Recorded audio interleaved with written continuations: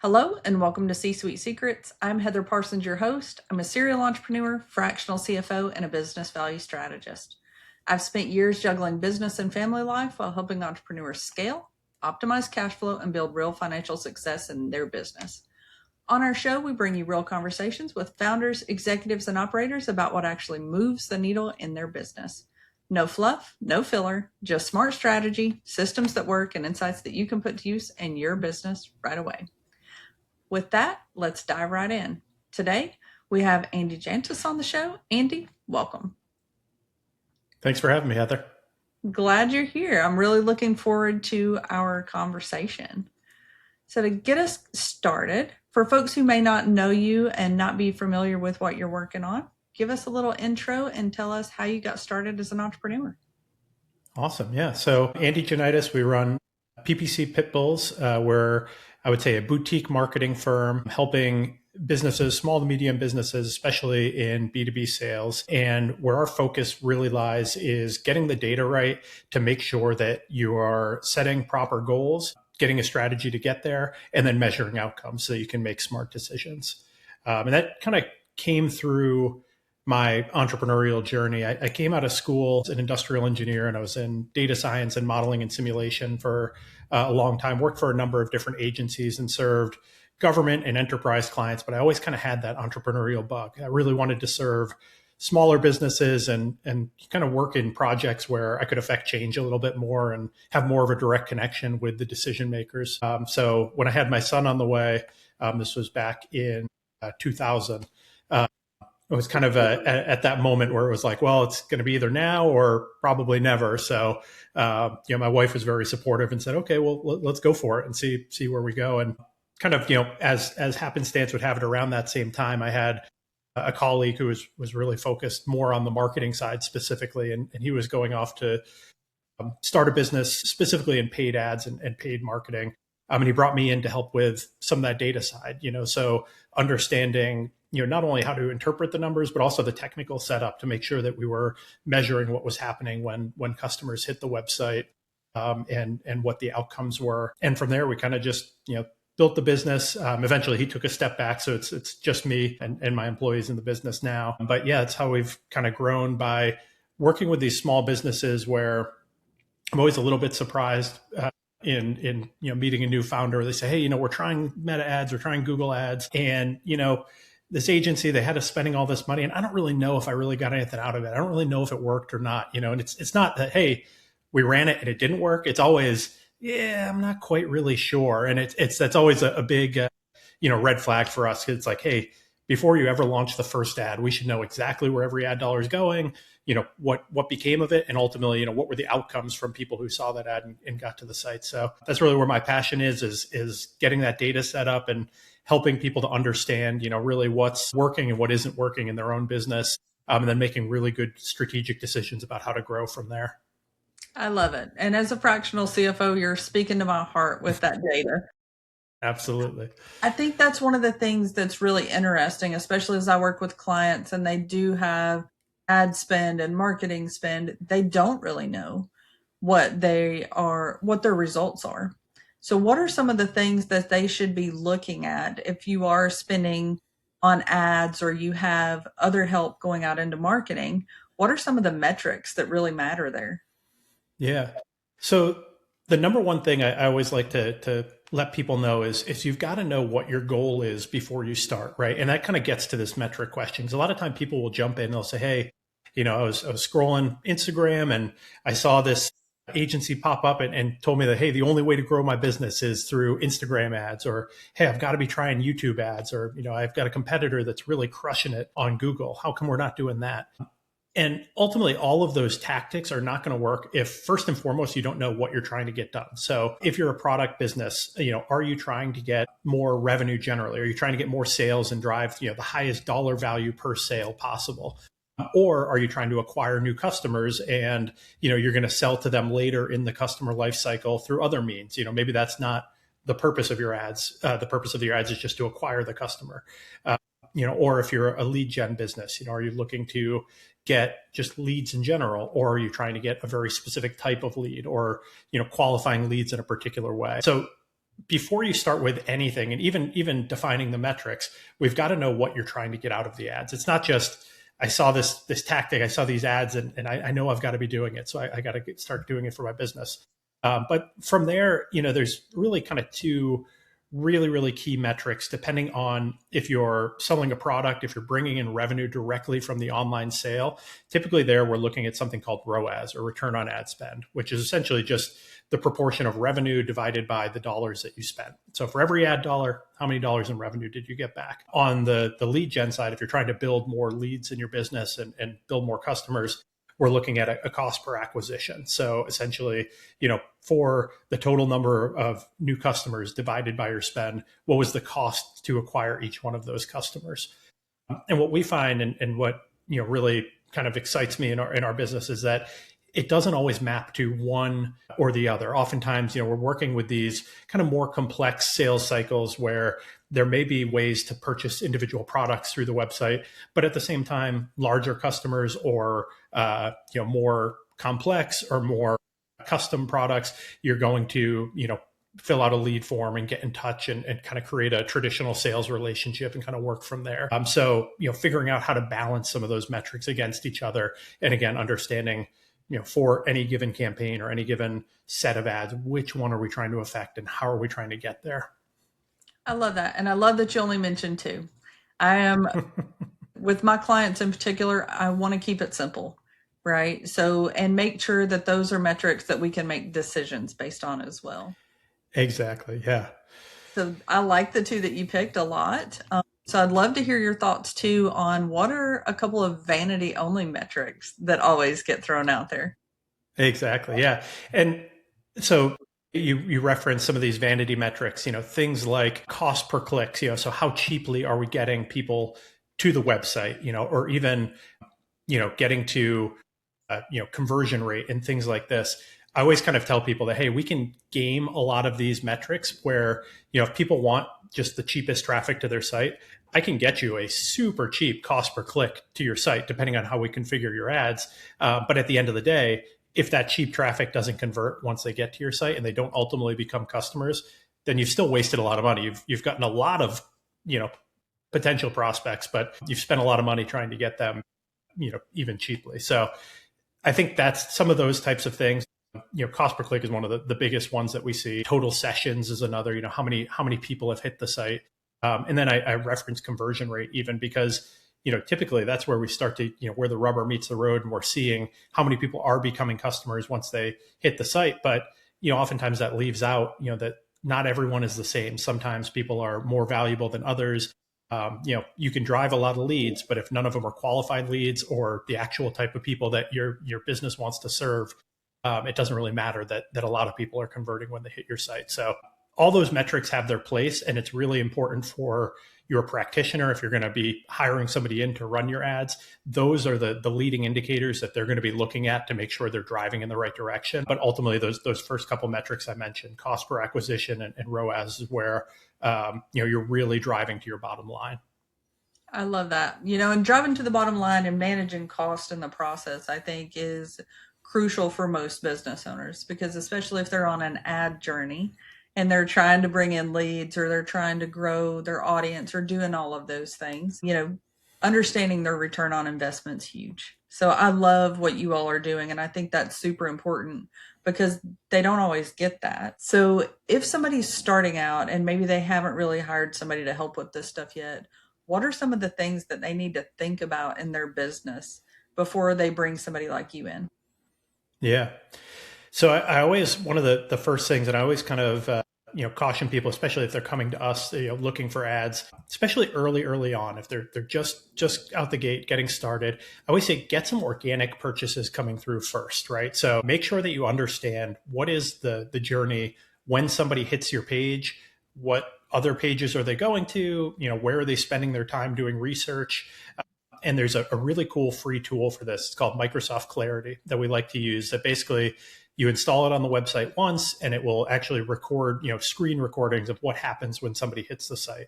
So a lot of times, people will come and say, hey, I've got a new product ready to hit the market. I got a new service, but I haven't run ads yet. We haven't gotten very many purchases. We're going to use ads to really drive those initial purchases.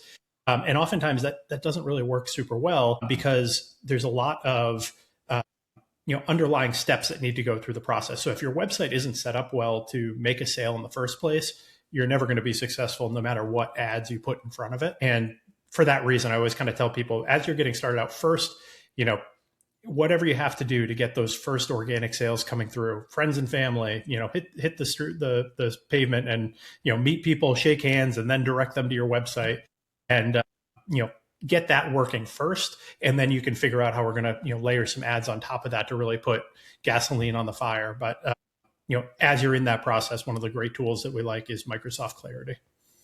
I love that. And I love talking about the organic growth because I do think that, especially if you're doing founder-led sales, which is not the easiest thing, especially for those of us who don't come from a sales background, I think it's important because it changes how you think about your product.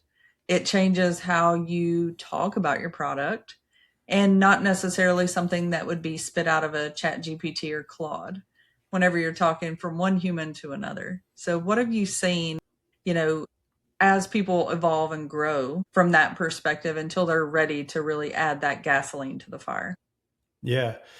And that it's a great point, that kind of in-person relationship and kind of how we grow through in-person and authentic relationships.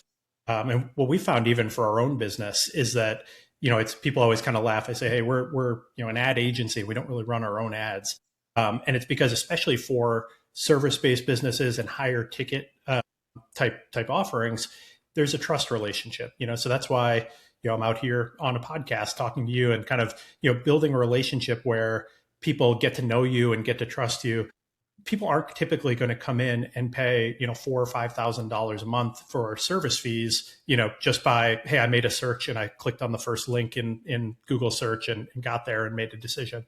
They're going to want to really know that, know what you're about and know they can trust you before they make that relationship. So for that reason, I really, really like this in-person marketing kind of mindset as a starting point. It's all about building an authentic relationship and letting people know that you actually know your stuff, especially for service-based businesses and higher ticket items.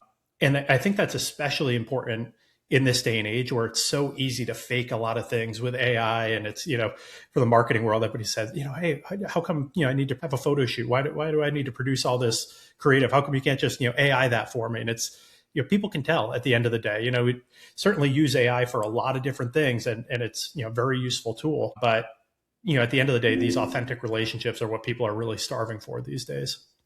I couldn't agree more. I was just talking to somebody about that earlier, about being who you are, and the right people will show up. And I love talking about how they interact with people, because I would love to dive in a little bit more based on that with running your own business, right? So you're definitely helping folks and you're working in a niche space, but you haven't had a traditional path either.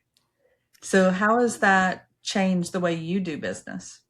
Yeah, it's exactly right. And, I always say, over the years, we've kind of grown almost by chance. It's been a lot of referrals, word of mouth, different people that I'd worked with in past lives that saw me on LinkedIn and said, oh, I see that you're running a marketing agency now. Let's talk, kind of thing. And I always say, right around kind of this time, a little bit earlier last year, and I don't know what the reason is, but I've talked to a lot of other agency owners, a lot of these kind of like easy referrals started to kind of dry up. It's I don't know if everybody was getting a little bit more tight about money and different things, but you start to realize that, hey, you need a repeatable engine. You need, when the referrals aren't coming in, you need a lever to pull, essentially. So, I can do a little bit more of whatever that is, as opposed to just kind of waiting and hoping the business grows itself. So that was, a really big revelation for us, is kind of, something born out of something we had to do because, up to that point, it wasn't really a challenge. I was just kind of joked like, hey, whenever we need a new client, somebody happens to pop up, I get a LinkedIn DM and that's where it comes from. So we spent a lot of time kind of building that, standardized process so that we have a system in place. And for us, it's been a lot of in-person events, trying to find opportunities to speak and get out there and just let people know what you're doing. I love how you put it, kind of be yourself and people will show up. but you've got to have the opportunities to get out there and let people see you being yourself so that, they can get to know you and start to build that trust layer. And then internally for me, it was always kind of there's a mental block or something where you're very focused on client service. Clients are always going to come first. And you tend to drop some of the, follow up and process pieces that you need to be doing. And for us, that's where AI has really been really, really powerful in terms of we've built just kind of an internal operating system for our business where everybody, goes through the same standard SOPs on a regular basis. And, if I've said that if I haven't heard from somebody who I'm, in a conversation with after a week, I'm going to follow up with them. Now I don't have to keep that in my mind. I've got, something that reads into my CRM and knows when I spoke with everybody last and reminds me and, helps me remember what we should be talking about and what's the context. So I think that's a really, really important piece too, is finding the right systems and processes to help you, carry on through the sales process. Yeah, I really couldn't agree more, because as a human, you can only remember, I think, what was it, maybe 50 people. And as an entrepreneur, like 50 people is not going to cut it, right? So having those systems and processes in place, I think is really important when it comes to managing clients and dealing with leads and all of that stuff, because it's really easy for things to fall by the wayside if you don't. Exactly. And that gets back to the whole return on investment thing. And one of the things that I love that you all are doing and being so data focused is really helping your client see that return and get those touch points that they need. So how is that, using those metrics, how has that really evolved with your clients, and how does that impact your retention? Because every single thing we do as an entrepreneur and a business owner impacts the bottom line in some way, shape, form, or fashion. Yeah. No, I think that's so important. And that's, kind of part of that, referral based business. Another side of that is that we've had a lot of customers that have been with us since the start, and we don't really, lose a lot of customers. And, as we've kind of thought about what's the differentiator and what makes us different, I think it is taking that broader viewpoint, so for instance, from a metrics and a KPI perspective, for every client, we always build out not only, hey, if I'm running your meta ads, here's how we think the ads themselves are performing, but also how is your business doing as a whole? And specifically, how are you doing, year over year? So let's benchmark, not just to say, hey, did you do a little bit better than last month or up or down? Let's look at what are the overall trends that we see every year in your business. And, on average, if we're up 10% revenue year or month, every single month we're up 10% from that same month last year, that's the new benchmark for the upcoming month. So it's starting with, defining the right metrics, knowing what our goals are for growth. And then from there, finding a way to start to forecast, how should we be seeing in the upcoming month, what do we want to be seeing?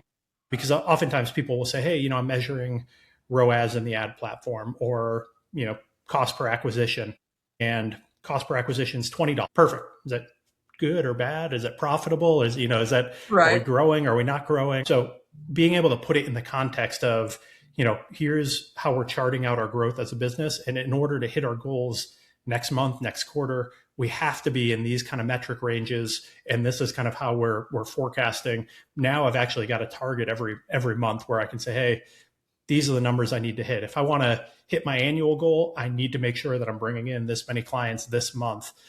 And hey, we're halfway through the month. Am I halfway to that goal? So, taking it from the bigger picture, what are we trying to do as a business, down to, what does that mean from an individual metric perspective, and then tracking progress against it is so important. That makes my accountant's heart really, really happy, because what you just described there is exactly how we build out our revenue forecast. And I think It's really important to be partnered up with somebody who is helping you do that, because it's not a guessing game, and it's not a, hey, I would like to have X in revenue this month. It's okay, no, I need to pull these levers, and if I pull them correctly, this is what should, barring some craziness in the market, which happens from time to time, this is what should spit out at the end of the conveyor belt. Exactly. So one of the questions I always get asked, and I would love your take on this, is as businesses are thinking about their goals and trying to develop their strategy and their plan and their budget, what should they think about spending on marketing and ads as they're trying to grow their business? Yeah. Well, I'm gonna start from the least satisfying answer of it depends. Absolutely. Definitely depends on the business. And there are kind of two big ways I think about this. So one is, getting back to that goaling, understanding what you're trying to get done. If you find that, hey, you're not really bringing in a lot of organic traffic and ads are going to be, the main engine of your business, obviously you're going to be spending a lot more versus, hey, we just need a little bit of, a foundation to help us through the ups and downs that come with the organic cycle. So understanding, the types of goals that you're trying to hit with your ads is really important. And then kind of the technical piece around that is for our ad platforms today, everything is very automated. So no longer, gone are the days where we say, hey, I want to bid on this specific keyword and I want to, get this exact cost per click. This is how much I'm willing to bid. And, establishing that out over a number of long tail keywords. At this point, it's very much, hey, here's the budget I have. And as long as you're measuring the results, I'm just going to tell Google or Meta, these are the results I want to get. And then Meta or Google's going to go out and spend your budget in the best way possible to help you optimize for those results. In order to make that work, you really need enough data flowing back into the platforms.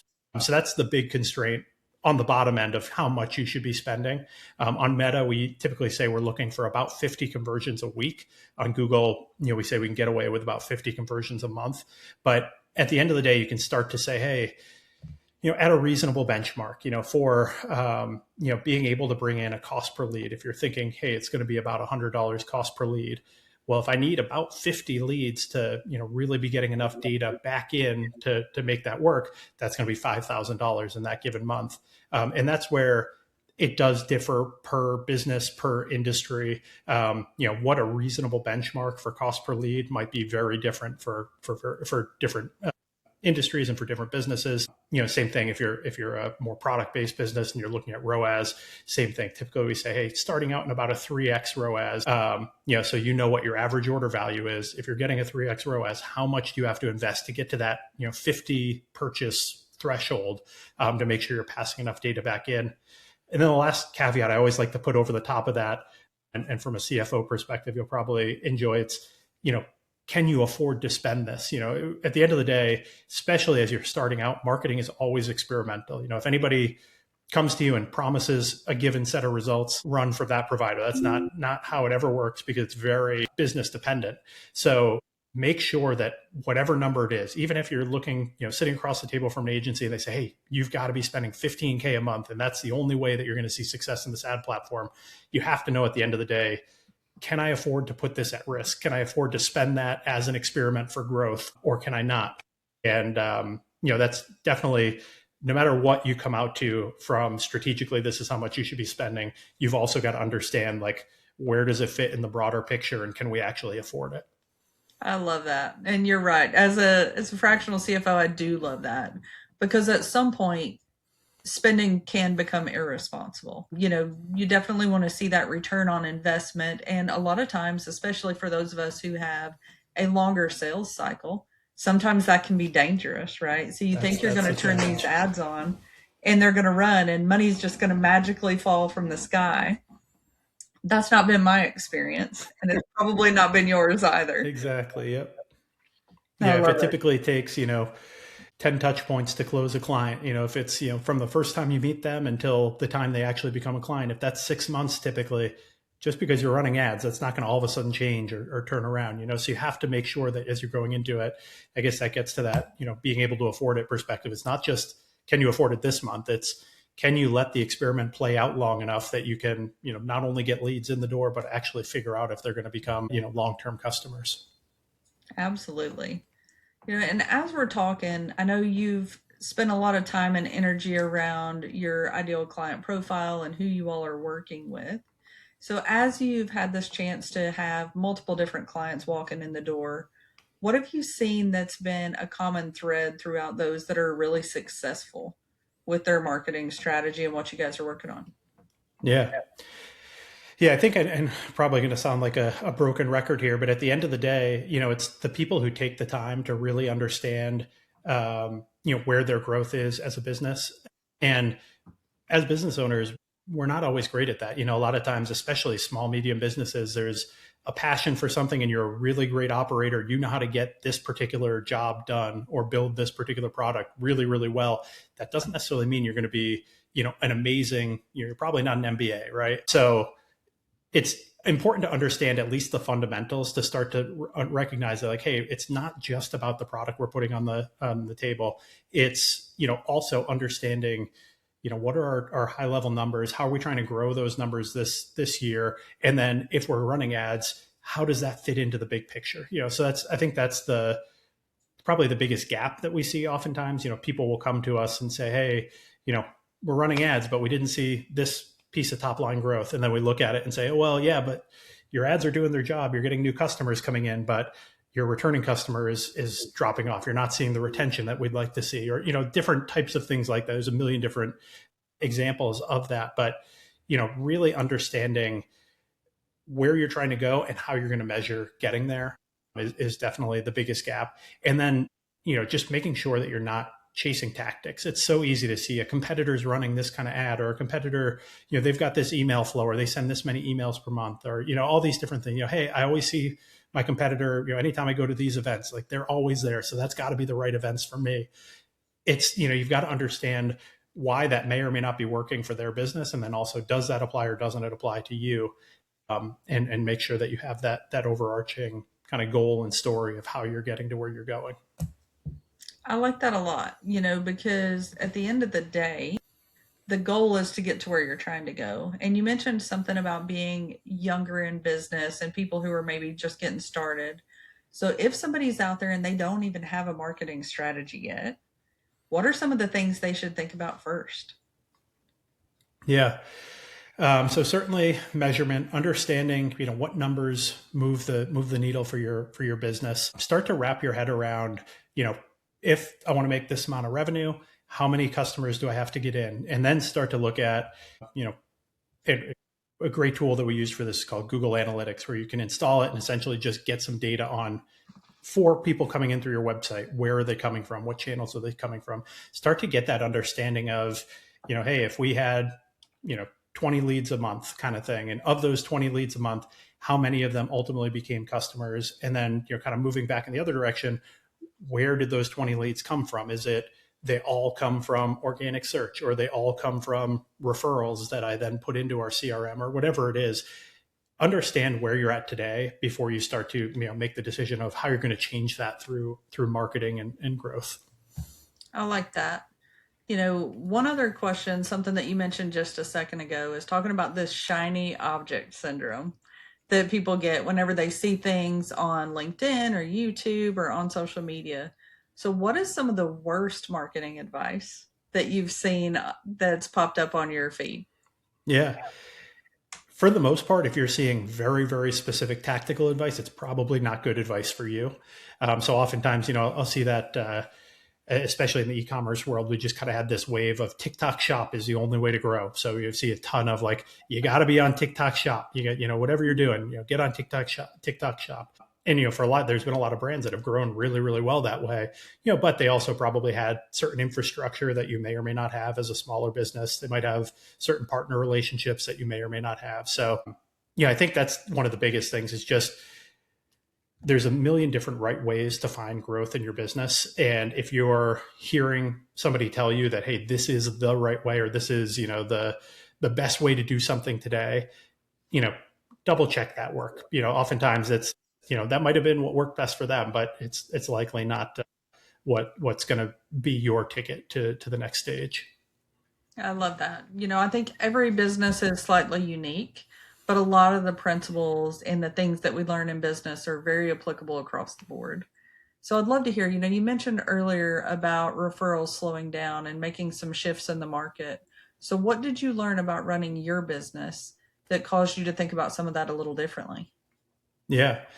I think for us, and it's a very standard story for most, service-based businesses who are very referral dependent. So, we do good work. I like to think at least, and we have a lot of, good word of mouth and kind of people coming in that way. And that can cover over a lot of structural issues in the business oftentimes, so what I found was, while at my heart and soul, I'm more of an operator. Like I love, getting in there and working on a particular project and, helping to find success for the client, but what we learned was that, every single business needs to have a growth engine in it. And especially if you're a small business as a founder, oftentimes that's going to be you.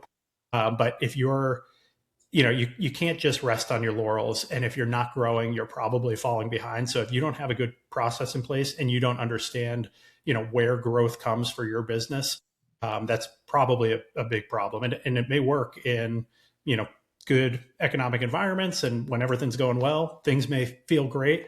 But if you don't have, I always like to think of it as like the lever to pull. Like when things go south, maybe you got to shift from doing 40-hour weeks to 50-hour weeks. If you're going to put that extra 10 hours in, like, what are you going to do? Like the scariest thing is where you say, hey, I don't mind working a little extra harder. I just don't know what to do yet. So figure that out for your business. Is it like, if you had to put a little bit of extra time in for extra growth, what's that lever you would pull on, and figure that out. I love that. And as I think about that and think about my business and growing there as well, for me, it's always been, if I need to grow or these leads are not coming in, I probably need to get a little bit closer to my clients.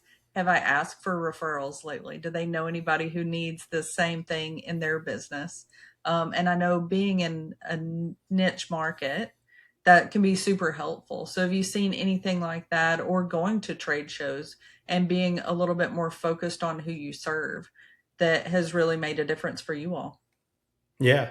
Yeah. I mean, for us, we had grown a lot through, kind of online. We have a 3-person company. I'm right here outside of Baltimore in Ellicott City. I have one employee down in North Carolina and one in Arizona. So we're all over the place, and our clients are all over the place. I don't even have a client that's, in the same state as we are right now. So that's kind of how we had grown previously. And what I've found is that the only thing that really worked, and this is probably a little bit more applicable for higher ticket items and service-based businesses, but was getting out and shaking hands, going to events, and actually meeting people. So, that could be a trade show if that's, what works for you in your industry.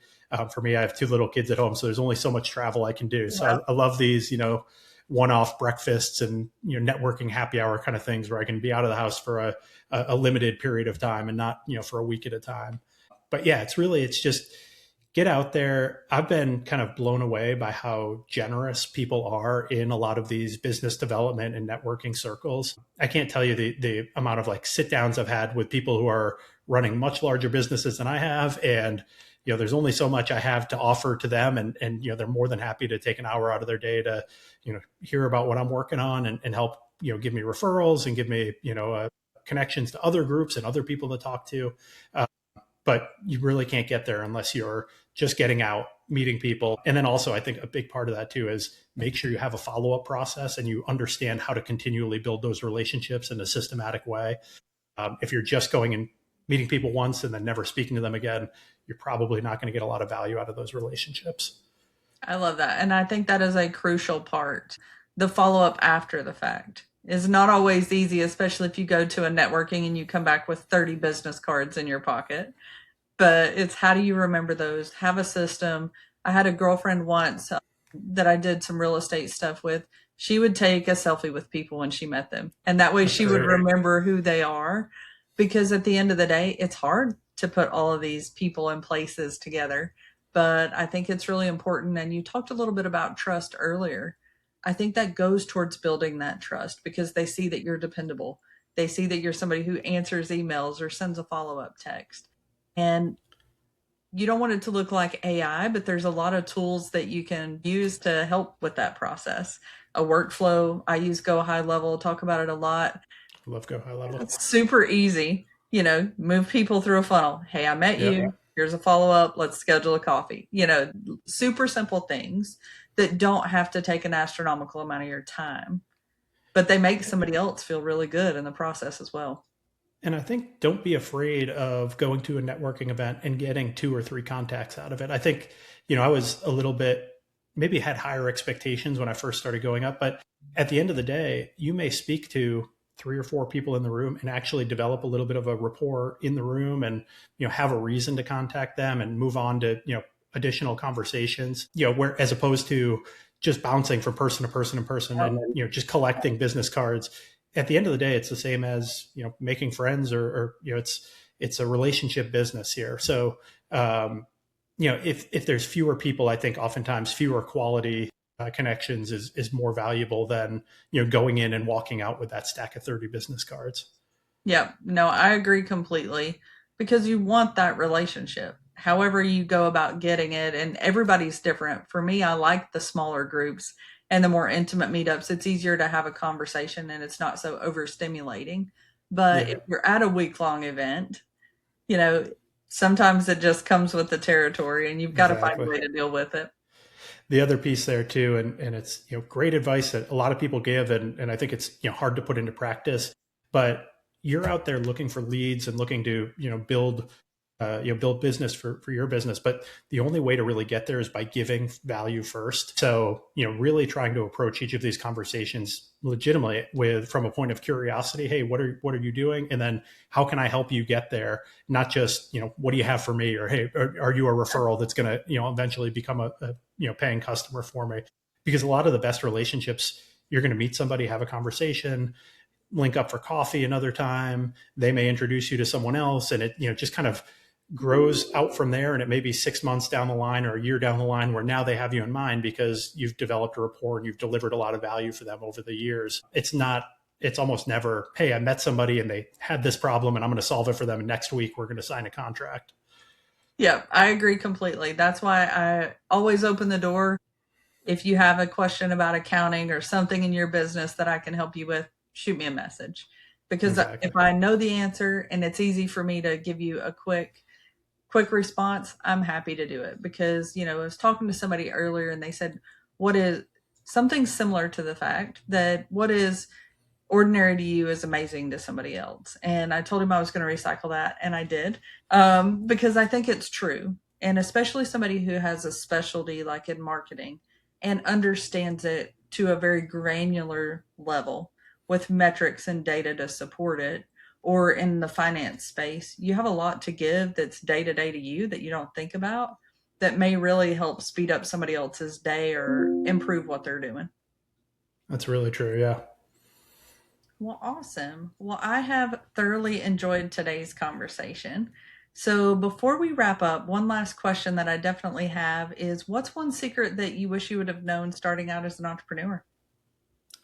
You know, going back, and it's funny, I would say this is a lesson I've relearned throughout my career over and over, even before, jumping into the entrepreneurial world. But oftentimes we look at people who are doing things at a larger scale than we are, so it may be somebody who has that position that's a little bit higher than you do in a company, or it may be, another agency that's a little bit larger, or even from a marketing perspective, hey, that's a multi-million dollar brand and they're spending a ton of money and they're getting all these things out of it.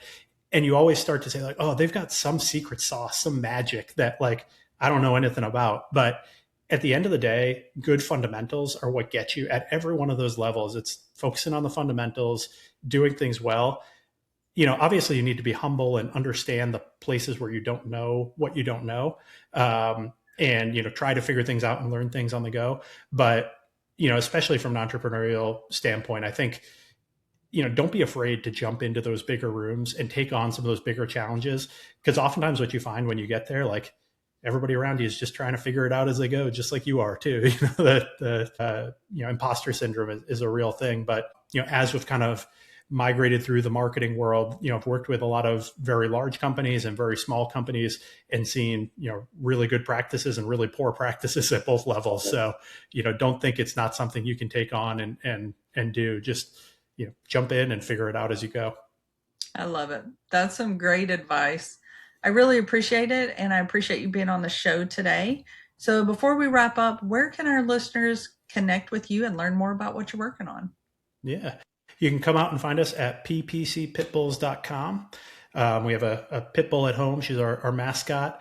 But you can check us out, learn a little bit more about what we do. And I offer a free strategy session. So if you have any marketing questions, go ahead and book some time with me. You'll actually get me on a call. It's not a salesperson. And this is my favorite part of the business. So, I'm more than happy to meet with small, medium business owners and hear about the challenges that you're going through and, help see if I can help point you in the right direction. Awesome. Well, thank you so much again. And thank you to everybody for listening to C Suite Secrets. If you have found today's conversation as valuable as I have, be sure to hit that like and follow button. But most importantly, share this episode with somebody else who's building a business. And if you're at the point in your business where you're working hard and your business is growing, but you're not keeping as much cash as you should, that's exactly why we built our one room experience. In one room, you get your very own banker and CFO in your business to help you simplify your numbers, understand what's actually driving profit, and help you start making decisions like a financially minded CEO. If you want more information between episodes, join us on Facebook at C-Suite Insiders Group and come find me on Instagram at Heather Parsons Official. Until next time, keep growing and remember, you don't have to do this alone.